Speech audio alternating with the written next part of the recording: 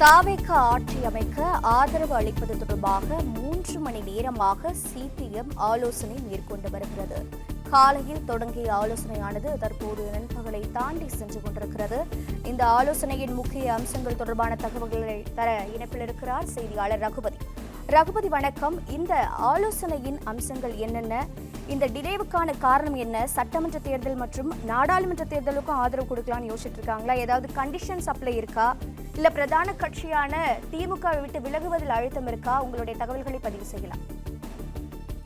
வணக்கம். தமிழக வெற்றி கழகம் ஆட்சி அமைக்க இடதுசாரிகள் மற்றும் விசிக கட்சிகளிடையே ஆதரவு கேட்டிருந்த நிலையில் தாவேகாவை ஆதரிப்பதா வேண்டாமா என்பது தொடர்பாக சென்னை தியாகராய நகரில் உள்ள மார்க்சிஸ்ட் கம்யூனிஸ்ட் கட்சியின் தலைமை அலுவலகத்தில் மாநில செயற்குழு கூட்டமானது காலை 10 மணிக்கு தொடங்கி 3 மணி நேரத்தை கடந்து நடைபெற்று வருகிறது. இந்த கூட்டத்தில் சிபிஎம் மாநில செயலாளர் சண்முகம் தலைமையில் இந்த செயற்குழு கூட்டமானது தொடர்ந்து நடைபெற்று வருகிறது. இந்த மாநில செயற்குழு கூட்டத்தில் 15 செயற்குழு உறுப்பினர்கள், 1 அரசியல் தலைமை உறுப்பினர், 2 மத்திய குழு உறுப்பினர் என மொத்தம் 18 உறுப்பினர்கள் இந்த செயற்குழு கூட்டத்தில் பங்கேற்றுள்ளதாகவும் சொல்லப்படுகிறது.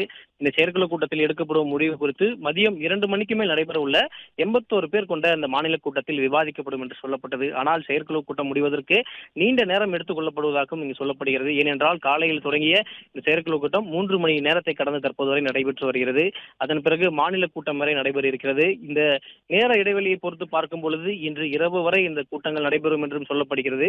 அதனால்தான் இந்த கூட்டமானது சிபிஎம் முடிவெடுப்பதில் பெரும் சிக்கல் இருப்பதாகவும் கணிக்க முடிகிறது. அதே போல் முக்கியமாக ஒரு கருத்து கிடைக்கப்பட்டிருக்கிறது. விஜயை ஆதரிக்க வேண்டும் என்றால் ஏன் ஆதரிக்க வேண்டும், அப்படி ஆதரிக்க கூடாது என்றால் ஏன் ஆதரிக்க கூடாது என்பதெல்லாம் இங்கு தெளிவாக நுட்பமாக முடிவுகள் எடுக்கப்பட்டு வருவதாகவும் கூறப்படுகிறது. அதே போல் விஜய் அவர்கள் மத்திய அரசை எதிர்த்து வலுவாக எங்குமே பேசாத நிலையில் நாளை அவருக்கு ஆதரவு தெரிவித்த பின்னர் ஏதேனும் நடந்தால் என்ன செய்வது, தொடர்ந்து மத்திய அரசை எதிர்க்காமல் சில திட்டங்களை மத்திய அரசுக்கு சாதகமாக விஜய் நடந்து கொண்டால் என்ன செய்வது என்பதெல்லாம் இங்கு விவாதிக்கப்பட்டதாகவும் ஒரு தகவலானது கிடைக்கப்பட்டிருக்கிறது.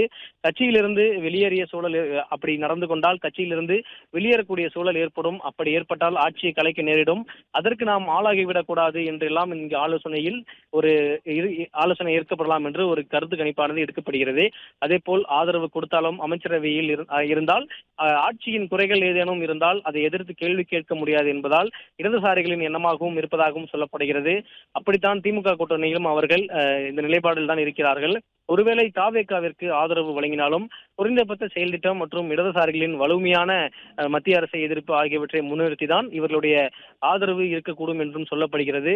அதே போல் திமுக தலைவர் மு.க. ஸ்டாலினும் திமுக கூட்டணியில் வெற்றி பெறக்கூடிய அனைத்து சட்டமன்ற உறுப்பினர்களும் நாங்கள் சொல்லும் முடிவுக்கு கட்டுப்பட வேண்டும் என்று ஒரு அறிவிப்பையும் வெளியிட்டிருக்கிறார்.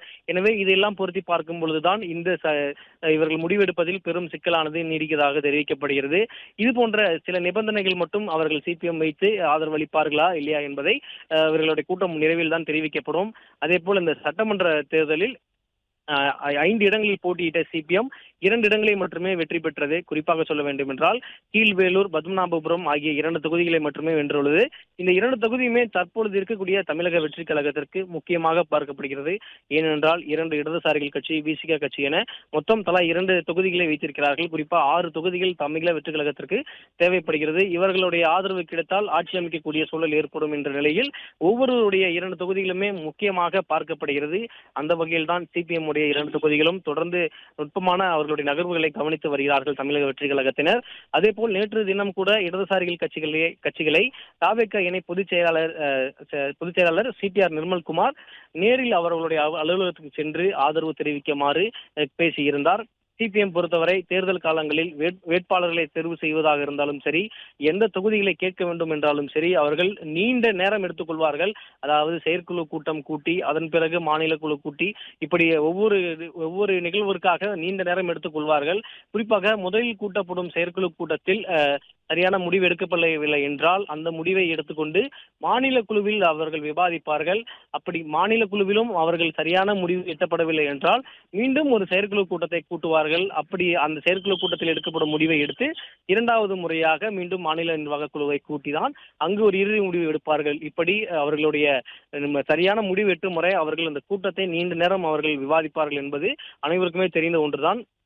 குறிப்பாக சொல்ல வேண்டும் என்றால் செயற்குழு உறுப்பினர்கள் 15 பேரிடம் பேசி அவர்களுடைய கருத்தை மாநில குழு நிர்வாகிகளிடம் கூறி அதன் பின் மாநில குழுவில் உள்ள 80 பேரிடம் கருத்துக்களை கேட்டு அதன் பின் தான் ஒவ்வொரு முடிவாக எடுப்பார்கள். இதுதான் சிபிஎம் உடைய நடைமுறையாக காலமாக இருந்து வருகிறது. இதனால்தான் இந்த ஆலோசனையானது நீண்ட நேரமாக நடைபெற்று வரக்கூடிய ஒரு சூழலாகவும் பார்க்கப்படுகிறது. தற்போது விசிக மற்றும் 2 இடதுசாரிகள் கட்சிகளின் முடிவுகளை அறிவிக்கவில்லை என்றாலும் அதேபோல் 3 கட்சிகளில் ஒரு கட்சி ஆதரவு அளிக்கவில்லை என்றாலும் தமிழக வெற்றி கழகத்திற்கு ஆட்சி அமைப்பதில் பெரும் சிரமம் ஏற்படும் என்றும் சொல்லப்படுகிறது. தலா 2 எம்எல்ஏக்களை வைத்துள்ள மார்க்சிஸ்ட், இந்திய கம்யூனிஸ்ட், விசிக என 3 கட்சிகளின் ஆதரவு தமிழக வெற்றி கழகத்திற்கு ஒரு முக்கியமான ஒரு ஆதரவாக பார்க்கப்படுகிறது.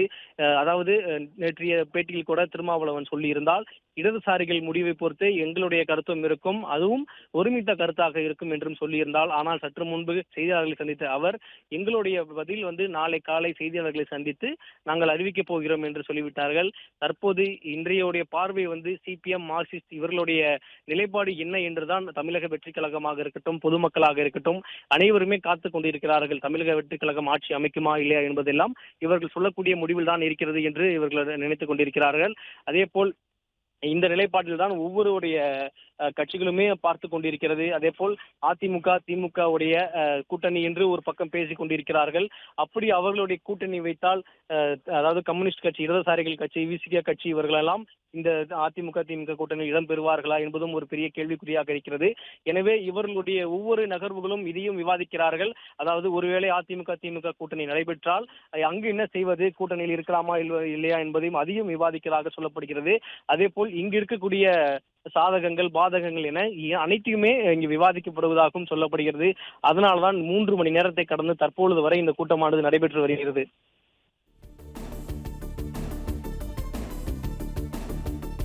ரகுபதி, பல்வேறு தகவல்களை வழங்கியதற்கு நன்றி. தொடர்ந்து இணைப்பில் இருங்கள்.